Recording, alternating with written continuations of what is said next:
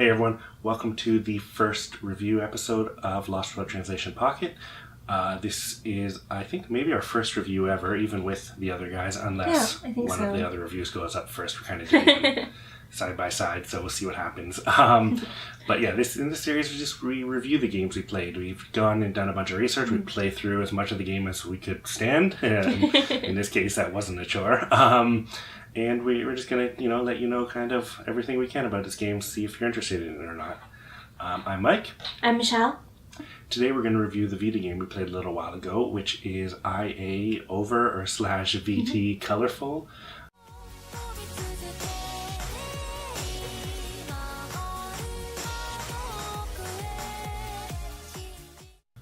This game was originally released July 30th, 2015, and it's a rhythm-based game centered around a Japanese Vocaloid named either IA or Iya or Aya, I'm not sure. It was originally developed by Kenichiro Takaki.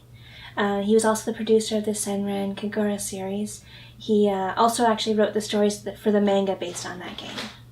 This game stars Aya, a Japanese Vocaloid developed and distributed by First Place Company Limited, originally released January 2012 for the Vocaloid 3 engine. Her voice is provided by the singer and songwriter Leah. She's best known for Tori no Uta, which is the theme for the Air series. Her design was illustrated by Aka Akasaka, and the design direction was done by Maximilia Inc. The licensing for Aya is different than with past Vocaloids. Users can use her image for certain things like CDs, flyers, and posters without permission, which is quite different than with some of the other Vocaloids. She was developed with a good reputation for a reliable voice bank library and a variety of producers, so this is one of the key things to her success. The design philosophy at First Place was to make the voice really simple and straightforward, but also easy to adjust and customize, giving users the freedom to be really creative with the tool set. In a recent survey, Aya was revealed as the fourth most popular Vocaloid in 2014 as a result. There are 60 different songs in the game, and some of the tracks feature new exclusive music videos that feature the artist performing the songs. And the music that was chosen and licensed for the game is the most popular fan-made tracks for Aya. The game has a really interesting aesthetic. Like some other games in the genre, it features, a CG model, performing choreographed numbers while you play. But at least a quarter of the songs show a pretty unique, music video, and all the videos range from a very different style. There's like kind of chibi animation, and there's like real, really nicely drawn anime, and they all look really different and they're really cool. It's one of the best parts of the game. The game's interface, the stuff that goes over top of those videos and the CG character and some is designed to kind of give you feedback while you're playing. So depending on how well you're doing, the colors will change, it'll get more exciting. It's a nice dynamic way of showing how you're doing while you play through these songs. Colorful features a couple different modes.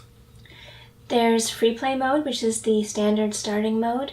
You get a couple songs, you can play them on easy or normal. Once you beat them on normal, it unlocks the hard mode.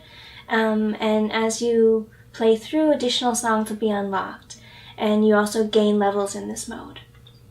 The step-up mode unlocks after you've achieved a certain player level, and in that mode, that's kind of your challenge mode. It lets you play through a set number of challenges, and each of these challenges have different objectives. Sometimes it's, get such a high combo, or, get a certain rank, or, just do so well in different kinds of ways. So that's your main challenge mode. There's also a daily play mode, which lets you play one random song each day, which is kind of fun because it might be a song you haven't unlocked yet. And there's also the costume mode where you can kind of, as you level up, you unlock new costumes.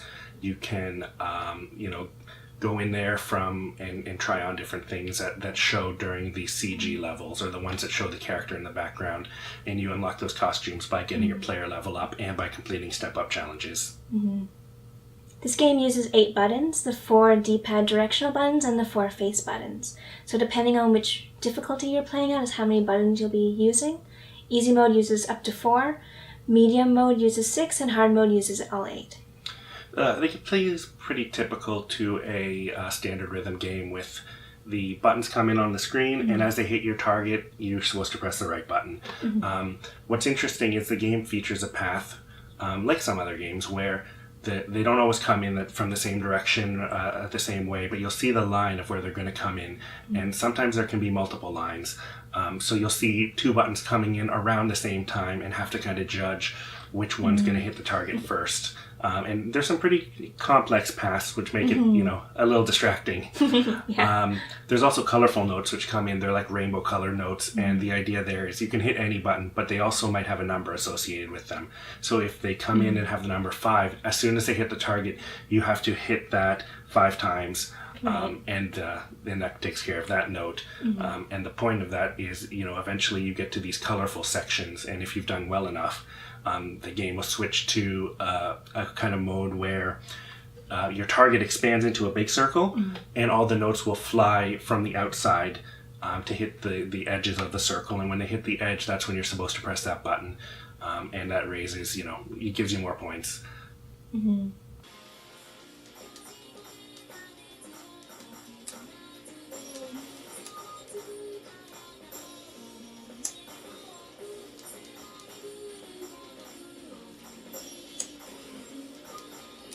The song reminds me of like a song from Nana. A little more edgy than I would expect. Only one song in Nana. In terms of a language barrier, the game is Japanese, obviously, but the gameplay is fairly intuitive, especially if you've played these types of rhythm games or any other games from this type of genre. So even though it is Japanese, I think the songs are fun and enjoyable, even with that language barrier, so I don't think it's a real issue.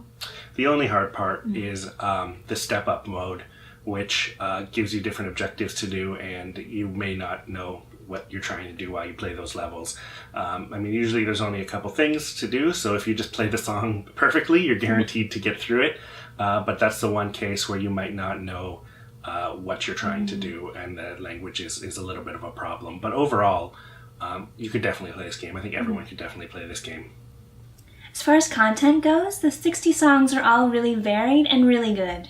It can be tough to discover new Vocaloid music because you're either just listening to the same popular tracks everyone listens to for like Krypton's Vocaloids, or wading through the hundreds of thousands of fan-created tracks, trying to find what suits your taste or what you like. Since Aya is relatively unknown of over here, this was a really great way to get exposed to some of her best tracks and to get a real feel for the character and what a lot of the fans are creating for her. The game itself is actually pretty hard. It's so much more difficult than any other rhythm games, but it's a little bit more difficult than something like Project Diva. The challenge mode on hard is exceptionally hard, and even if you become a diehard fan and really play through this game, that's one piece that's probably going to be very difficult for you to finish. But it's still really fun, and there's a lot to do on normal and easy, and you can free play the songs on hard, and there's a lot of content for that. The one really negative aspect to the game is how unlocking new songs works. It's all tied to your level, so your player level goes up as you complete free play songs, which seems okay, except that there's a set level of experience points you can get for each song based on each difficulty. So the points you get are based on your rank. If you play a song, let's say on normal, and get a B rank, the next time you play it, if you get a B rank or lower again, you won't get any extra points. You have to get a higher rank. You have to get an A or an S. And you have to do that, across lots of songs to unlock some of the higher level songs. So you'll be playing a lot of songs on easy that you maybe don't want to. You'll be playing a lot of songs again, trying to score chase and get a higher score, all to unlock all of the songs in the game. And that's kind of one place where it falls down. It's a neat idea. It's somewhat better than, just, hey, play a song, unlock a song. But at the same time, it's also a bit of a detriment to people who, are maybe getting tired of playing the same song 5 or 6 times and just want to see new content. All in all, I think this was a great import. It's a really fun rhythm game. There's really great music, and there's enough style and variety to keep you interested for a while. Yeah, if you like Project Diva, or if you like any kind of rhythm games like that, like Theater Rhythm, this is definitely worth checking out.